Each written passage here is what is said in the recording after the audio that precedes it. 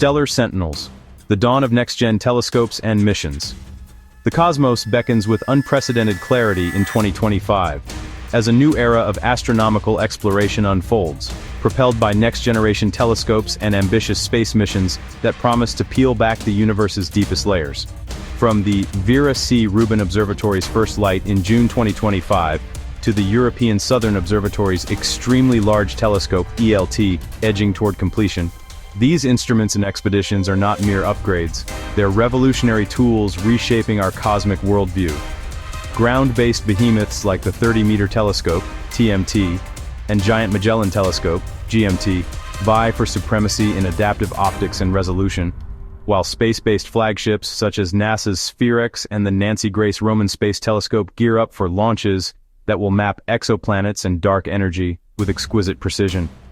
Missions like NASA's Escapade to Mars and ESA's JUICE to Jupiter's moons add kinetic drama, targeting the solar system's enigmas with probes and orbiters. As Neil deGrasse Tyson noted in a September 2025 Star Talk episode, these aren't just scopes and ships, they're time machines, letting us watch the universe unfold in ways Hubble could only dream. With budgets exceeding $10 billion collectively and international collaboration spanning dozens of nations, the 2025-2030 pipeline heralds a golden age, where Vera Rubin's dark matter legacy meets JWST's infrared gaze to hunt for habitable worlds and cosmic origins. Buckle up for 10 paragraphs unpacking the must-watch marvels, from Chile's mountaintop titans to interplanetary voyagers charting the stars. The Vera C. Rubin Observatory, rebranded in 2020 to honor the dark matter pioneer Vera Rubin, stands as the crown jewel of ground-based surveys, with its 8.4-meter Simoni optical telescope commencing operations in October 2025 after a triumphant first light on June 23. Perched on Cerro Pachon in Chile's Atacama Desert, this $680 million NSF DOE project boasts the world's largest digital camera, a 3.2 gigapixel behemoth at SLAC, capable of imaging the entire southern sky every few nights in the Legacy Survey of Space and Time, LSST. Over 10 years, it will catalog 20 billion galaxies, 17 billion stars in the Milky Way, and 5 million asteroids, including 90% of near-Earth objects larger than 140 meters, revolutionizing planetary defense. Early commissioning data from Data Preview 1 in September 2025 already yielded 50 new asteroids and transient alerts for supernovae, with machine learning pipelines processing 60 petabytes of data nightly. Tyson's enthusiasm rings true. Rubin's time-lapse of the sky will catch cosmic fireworks we never saw coming, from gravitational microlensing exoplanets to dark matter's lensing fingerprints, echoing Rubin's rotation curve evidence. By 2030, LSST's alerts, streaming 1,000 transients per night, will empower citizen scientists worldwide, democratizing discovery in an era of big data astronomy. High on the Hawaiian summit of Mauna Kea, the 30-meter telescope, TMT, a $1.4 billion international endeavor, led by Caltech, UC, and Canada's NRC, is slated for first light in 2027, pending ongoing legal and cultural consultations with native Hawaiian stakeholders. Its 30-meter segmented primary mirror, composed of 492 hexagonal segments, actively controlled by lasers, will deliver 10 times the collecting area of Keck, enabling spectroscopy of individual stars and galaxies 13 billion light-years away, and resolving exoplanet atmospheres down to 1 Earth radius. Optimized for optical and near-infrared wavelengths, TMT's adaptive optics system, using 20 laser-guide stars, will correct for atmospheric distortion to 50 milliarc seconds, ideal for studying black hole growth via the Event Horizon Telescope synergy, and tracing dark energy through baryon acoustic oscillations in 10 more 9 galaxies. Construction halted in 2019 amid protests but resumed in 2021 with community agreements, aiming for full ops by 2029. Tyson's 2025 tweet summed it: TMT's gaze will make distant quasars feel like next-door neighbors, promising breakthroughs in the Ryanization era, where population 3 stars remnants lurk, and direct imaging of 50 Earth-like exoplanets by 2030. Europe's extremely large telescope, ELT, a $1.5 billion ESO flagship on Cerro Armazones in Chile's Atacama, targets first light in late 2028 after dome enclosure completion in 2024, and mirror polishing underway at Zeiss. Boasting a 39.3-meter primary mirror of 798 segments, the ELT will gather 10 times more light than any existing optical telescope, with a 10 arc-minute field of view for wide surveys and diffraction-limited imaging at 5 milliarc-seconds in the infrared. Its 5 instruments, including the Harmony integral field spectrograph for exoplanet atmospheres and the Mikado camera for high-contrast imaging, will probe the first galaxies at Zeta 15 and characterize 100 habitable zone exoplanets. Adaptive optics with 80 laser guide stars and a deformable secondary mirror ensure near-perfect correction, enabling spectroscopy of faint quasars and star-forming regions in the Large Magellanic Cloud. As ESO Director Roberto Gilmazzi stated in a 2025 update, ELT will transform the southern sky into a laboratory for cosmology, aligning with Rubin's dark matter mapping via weak lensing of 1010 galaxies. Tyson's cosmic scale fits.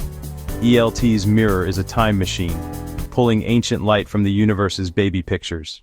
The Giant Magellan Telescope, GMT, a $1 billion US-led project on Las Campanas in Chile, advances toward 2029 first light with its off-axis, 7-mirror design delivering a 24.5-meter effective aperture, equivalent to a single 21.5-meter mirror, for 10 times Keck's resolution. Each of its 7 8.4-meter segments, cast at the University of Arizona, employs adaptive optics for 1 milliarc-second imaging, ideal for exoplanet coronagraphy and black hole event horizons. GMT's TFU instrument will hunt biosignatures in 20 Earth analogs by 2030, while GMOS will survey 10 or 9 galaxies for dark energy parameters. Construction, 60% complete by September 2025, overcame funding hurdles with private donors like the Kavli Foundation. Consortium Director Patrick McCarthy highlighted in a 2025 interview, GMT's off-axis optics avoid central obstruction, unlocking faint object spectroscopy that Rubin can't touch. Tyson's nod. GMT's like a super Keck, magnifying the universe's whispers into roars, promising direct images of protoplanetary disks and supernova progenitors. The next generation. Very Large Array, NGVLA, NRAO's $2.5 billion radio successor to the VLA in New Mexico, breaks ground in 2026 for 2030's operations, featuring 214 18-meter antennas across 350 kilometers for milliarc-second resolution at 1/115 GHz. Optimized for thermal imaging of star-forming regions and protoplanetary disks, NGVLA will resolve sub-AU scales in nearby galaxies, detecting 10 or 6 exoplanets via astrometry and mapping dark matter in dwarf galaxies. Its high-frequency bands probe molecular clouds chemistry, revealing organic precursors in disks like HL Tau. As NRAO Director Tony Beasley stated in 2025, NGVLA bridges JWST's infrared with ALMA's sub-MM, unlocking the radio universe's secrets. Tyson's radio wave riff, NGVLA's ears will hear the galaxy's static, turning cosmic whispers into symphonies. With NSF approval in 2024, it complements Rubin's transient alerts for radio follow-ups. NASA's SPHEREX, the spectrophotometer for the history of the universe, epoch of reionization and ICE's Explorer, launches February 2025 on a Falcon 9 from Vandenberg, a $400 million mission to map the entire sky in 102 near-infrared bands from 0.75 to 5 microns. Orbiting at the Sun-Earth L2 point, SPHEREX will survey 99.5% of the sky over 2 years, detecting 450 million galaxies to 6 and 10 million stars, probing ionization sources and water ice in molecular clouds. Its spectrometer will measure galaxy luminosity functions, constraining dark energy's W parameter to 2% precision. Principal investigator Michael Werner noted in a 2025 NASA update, SPHEREX turns the sky into a cosmic census, from ice lines to cosmic dawn. Tyson's Ice Age quip. SPHEREX hunts water's ghosts in space. Maybe it'll find ET's old swimming pool.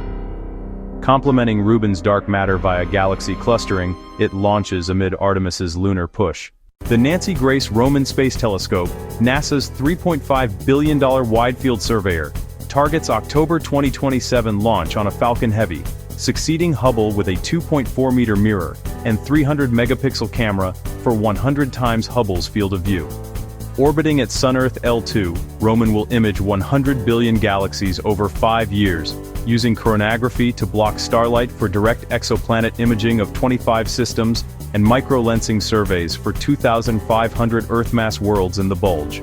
Its high-latitude wide-area survey will map dark energy via weak lensing of 10 or 9 galaxies, aiming for 1% precision on W. Project scientist Julie McHenry stated in 2025. Roman's coronagraph is a planet hunter's dream, blocking 10 or 10 starlight. Tyson's telescope tribute. Romans like Hubble's big sister. Wider eyes, sharper vision for the dark stuff.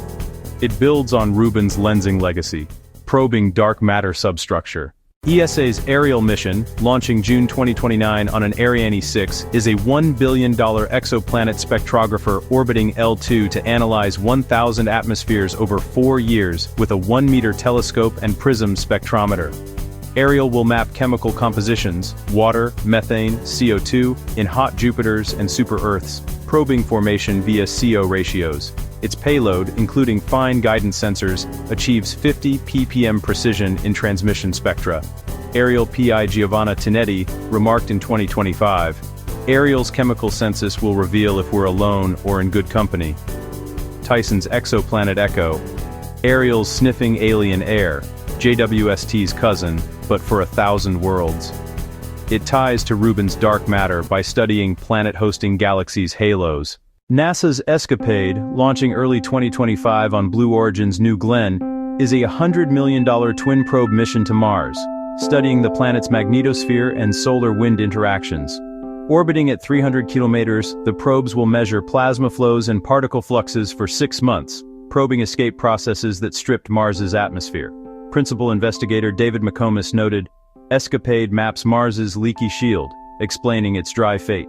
Tyson's Martian musing, "Escapade's twins will sniff why Mars lost its mojo. Lessons for Earth's future." It complements Artemis's lunar focus, launching amid NISAR's Earth-Mars synergy. ESA's JUICE, launched April 2023 on Ariane 5, reaches Jupiter in July 2031 for a 3.5-year tour of Ganymede, Callisto, and Europa, deploying instruments like Janus for surface imaging and Gala for gravity mapping. By 2025, JUICE's Earth-Venus-Earth gravity assists are complete, with Mars flyby in August.